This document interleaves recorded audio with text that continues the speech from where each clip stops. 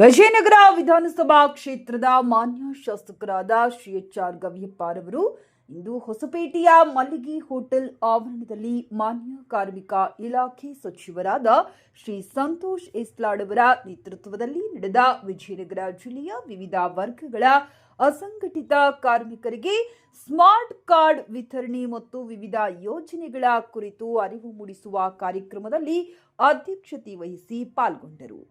ಈ ಸಂದರ್ಭದಲ್ಲಿ ಮಾನ್ಯ ಸಂಸದರಾದ ಶ್ರೀ ತುಕಾರಾಂ, ಶಾಸಕರುಗಳಾದ doctor Srinivas NT, Shrimati MP Latha Mallikarjun, Hosapete ನಗರಸಭೆ ಅಧ್ಯಕ್ಷರಾದ ಶ್ರೀ ರೂಪೇಶ್ ಕುಮಾರ್ ಎನ್, ಉಪಾಧ್ಯಕ್ಷರಾದ ಶ್ರೀ ರಮೇಶ್ ಗುಪ್ತಾ, ಹೊಸಪೇಟೆ ನಗರಾಭಿವೃದ್ಧಿ ಅಧ್ಯಕ್ಷರಾದ ಶ್ರೀ ಎಚ್.ಎನ್.ಎಫ್.